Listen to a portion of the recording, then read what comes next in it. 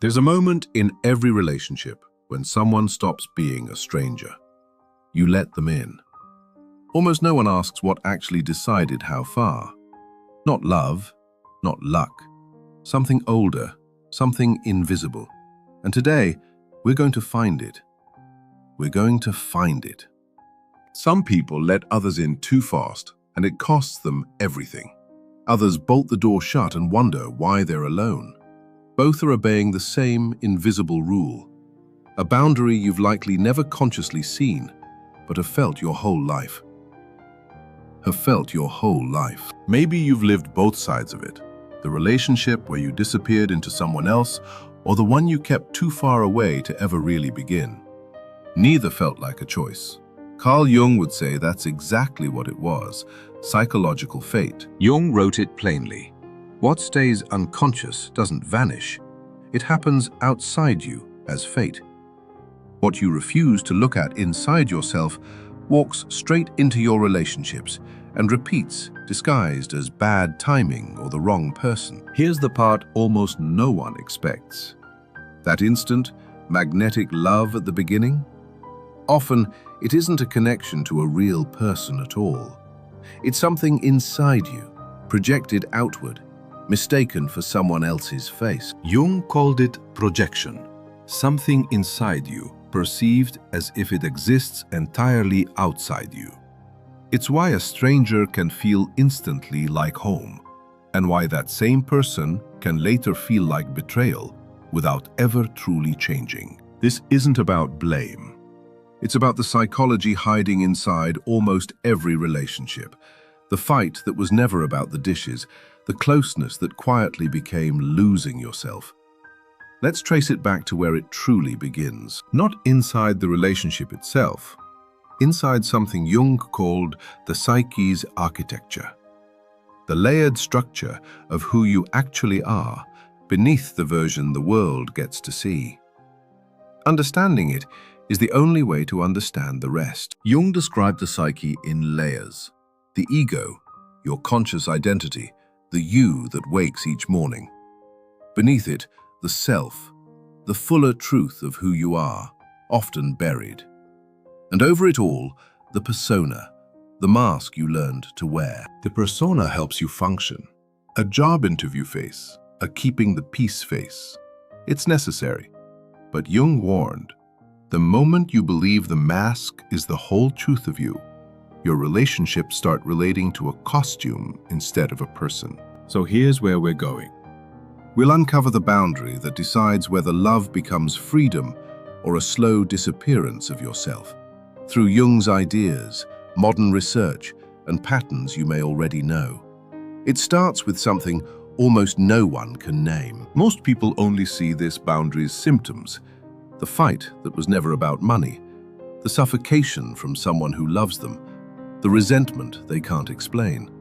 They notice the wound. They seldom notice the cause. That cause is called differentiation. Your ability to stay close to someone while remaining a separate, whole person. When it's missing, psychologists call it emotional fusion. Their bad mood becomes yours, their anxiety becomes yours, two nervous systems collapsing into one. What disappears is you. Researchers call it identity diffusion, your sense of self so undefined, you start adopting your partner's opinions, hobbies, moods, just to stay close. It rarely feels like losing yourself in the moment, only later, in the mirror. We constantly confuse a boundary with control or avoidance. Control dictates what someone else is allowed to do. Avoidance is vanishing before the truth is spoken. A true boundary doesn't manipulate the other person at all. It simply protects the space where you exist. When emotional fusion takes over, the space between two people vanishes entirely. If they panic, you panic. If they pull away, your identity shatters. You become two people operating on a single, overwhelmed nervous system, with no psychological border to keep either of you safe. We're biologically wired for attachment. So when closeness threatens our identity, the brain doesn't calmly weigh options. It registers survival threat and reacts before conscious thought arrives, with fighting, fleeing, or silence louder than shouting. It's a nervous system defending territory it doesn't know it's lost. And modern culture quietly weaponizes the word boundary. You can't be friends with your ex isn't a boundary. It's control, wearing the language of boundaries. Jung would call this a collective shadow projection, constantly locating toxicity outside ourselves, so we never face what's difficult or afraid in us.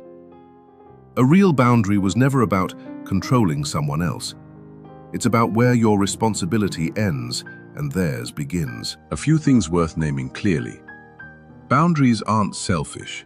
They make real giving possible without resentment. They don't push people away. They build the safety trust needs. And love doesn't erase the need for them. Merging completely usually ends it. Depth psychology keeps returning to this paradox. Real intimacy only happens between two separate people. If your emotions are fused, you're not close to a partner. You're using them to regulate yourself. That's dependency, wearing love's clothing. Jung wrote that projection isolates a person from their environment. Instead of a real relationship with what's actually there, there's only an illusory one. That's the exact moment falling in love turns into falling for an idea. Jung called it the soul image, an unconscious ideal carried since childhood. Meet someone who matches it, and your unconscious doesn't experience a normal introduction. It experiences recognition, which is why new love can feel like remembering not meeting. Projection isn't only attraction, it's rage too. Someone who buries their own ambition might rage at a coworker for being manipulative and ambitious.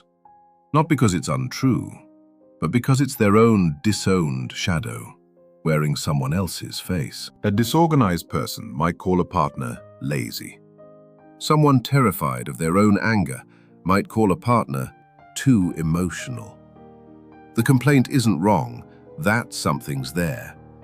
It's wrong about where. What we can't accept in ourselves, we find somewhere else to hate. Withdrawing a projection hurts because it means admitting your partner was never a god, and never a villain, only a flawed human, standing where an illusion used to be. Jung believed that's exactly where real love finally begins. Remember the mask, the persona. When two people relate only through it, researchers describe psychological starvation. One study on the true self versus the false self found that people performing a perfect partner role eventually collapse into exhaustion. Authenticity, acting from real values instead of a performed role, is one of the strongest predictors of long-term relationship satisfaction, researchers have found. Relating through the persona creates a transaction, not a relationship. Vulnerability becomes impossible. Jung called the way back individuation, the lifelong work of becoming distinct and whole, separate from what your family expected. It isn't selfish, it's structural. As you integrate what you've rejected, you stop needing someone else to make you feel real. Modern researchers describe the same capacity, differentiation of self, building real closeness while staying at your core, your own person. Studies following real couples found that higher differentiation predicts more satisfaction and far less conflict. But low differentiation predicts something else too. The instant magnetic attraction Jung called unconscious identity. It feels like meeting your soulmate. Often, it's two unhealed people recognizing each other and mistaking recognition for destiny. Many relationships begin to unravel quietly after the first few years. That's often the moment early projections finally burn away. The illusion fades, a real, flawed human is left standing there, and true psychological differentiation is finally required. When that illusion breaks, the boundary either holds or the resentment begins. We start demanding our partner change back into the fantasy we projected onto them. The distance grows, not because we fell out of love, but because we refuse to grieve the illusion. Jungian analyst James Hollis said it simply: the heaviest burden we place on a relationship is asking a partner to carry the weight of our own unlived life. Every buried dream doesn't vanish, it waits, hoping someone else will live it for us. So what does a real boundary look like? Clinical psychologists describe it simply as a property line, the place where your emotional responsibility ends and someone else's honestly begins. Not a wall, not a weapon, just an honest line. Pop psychology treats conflict as proof that two people don't belong together. Depth psychology sees it differently. Conflict is often the friction that breaks an old projection apart, finally forcing both people to individuate. The fight isn't always the ending. Here's the paradox. Depth psychology keeps circling. To experience true intimacy, you first have to become capable of standing entirely alone. Not isolated, simply whole enough that connection becomes a choice rather than a rescue. Family systems research calls this the pseudo-self, a version of you built from principles borrowed to earn approval. Underneath it is the solid self. Quieter, steadier, far less impressive to perform, but far more capable of real love. Scene 39. Narration. In relationship forums worldwide, one pattern repeats.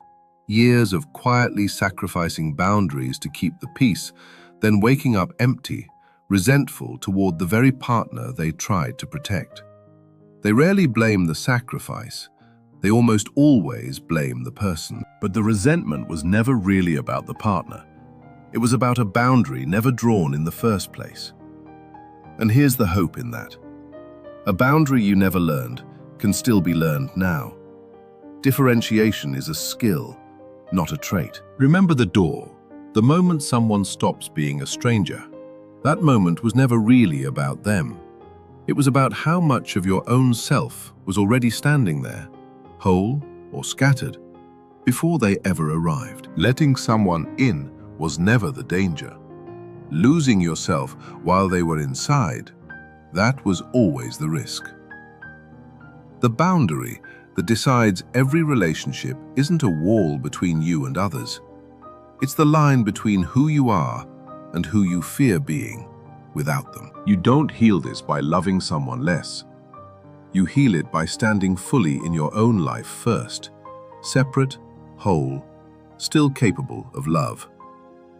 Jung never asked anyone to detach. He asked them to differentiate, so connection could finally be conscious. You'll still let people in.